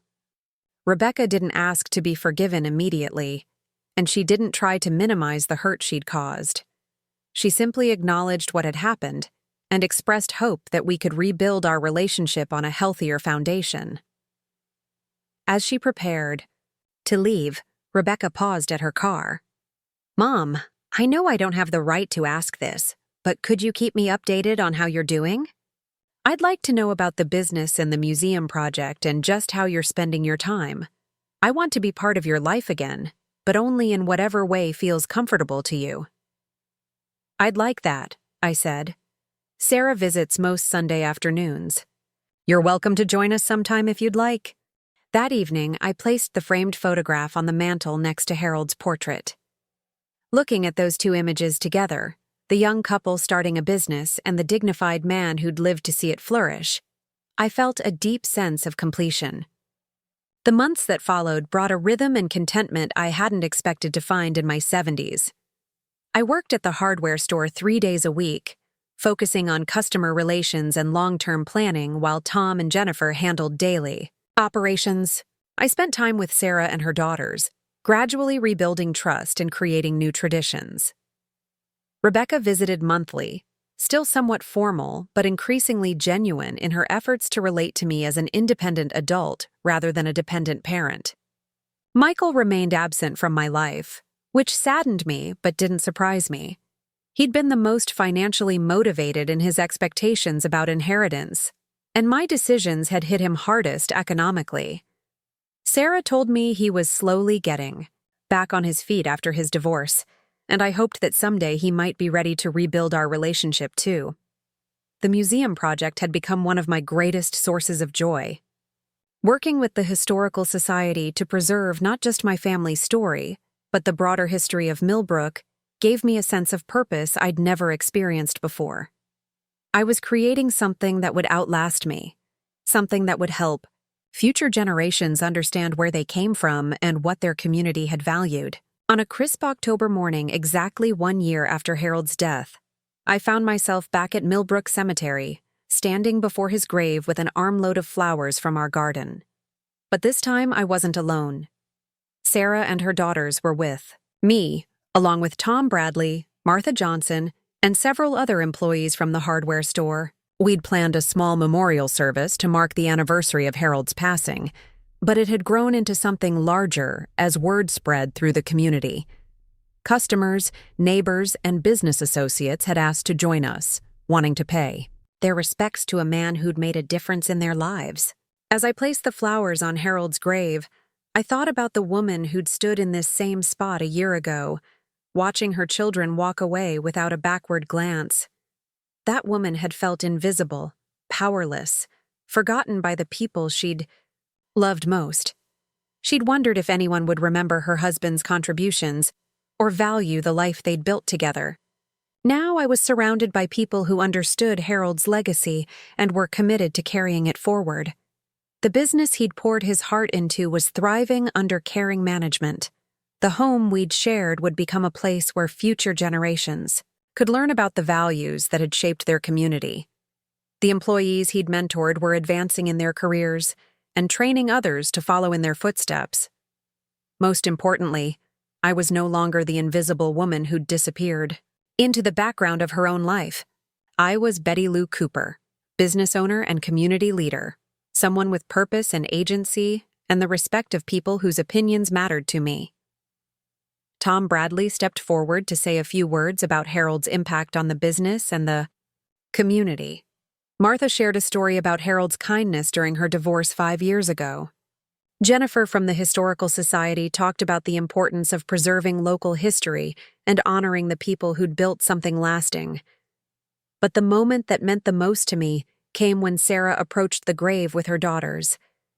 8-year-old Sophie placed a small bouquet of dandelions she'd picked that morning beside my roses, and 6-year-old Emma whispered, "Thank you for taking care of Grandma Betty Lou, Grandpa Harold."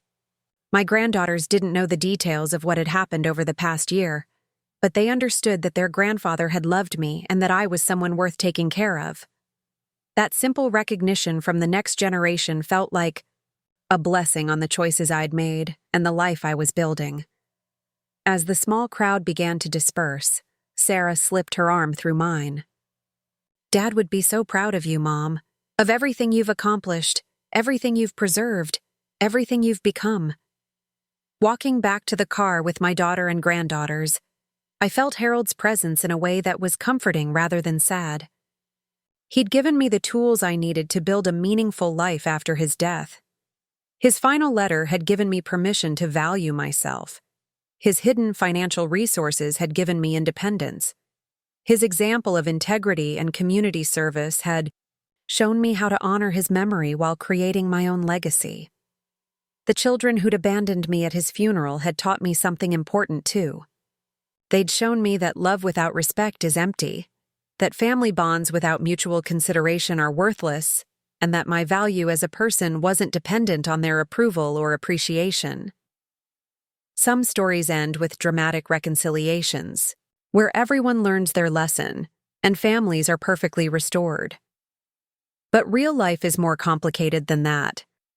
Some relationships can be rebuilt on healthier foundations, like my connection with Sarah and my gradual rapprochement with Rebecca.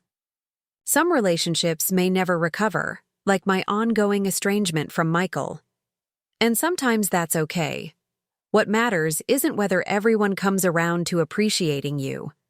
What matters is that you appreciate yourself enough to demand the respect you deserve and to build a life that reflects your values rather than other people's expectations. I was 73 years old, and I was just beginning to understand who Betty Lou Cooper really was when she wasn't trying to please everyone else.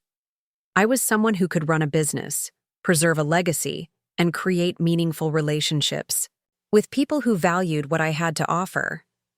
I was someone who could stand at her husband's grave surrounded by genuine mourners rather than obligation-bound relatives.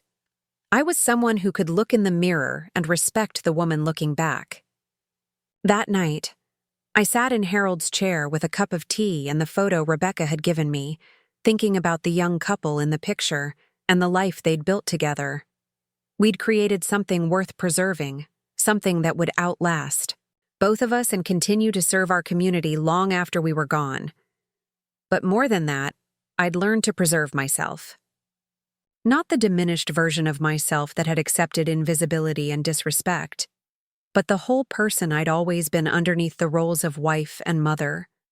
The person who had opinions and preferences and the strength to defend them. The person who deserved to be seen and heard and valued for who she was rather than what she could provide for others. My children had left me at their father's funeral, but in doing so, They'd forced me to discover that I didn't need them to validate my worth or determine my future. I'd buried their inheritance because I'd finally learned the difference between being loved and being respected, between being needed and being valued. And in making that choice, in standing up for myself and honoring Harold's true legacy, I'd found something more precious than money or family harmony. I'd found myself. Up next, you've got 2 more standout stories right on your screen. If this one hit the mark, you won't want to pass these up. Just click and check them out.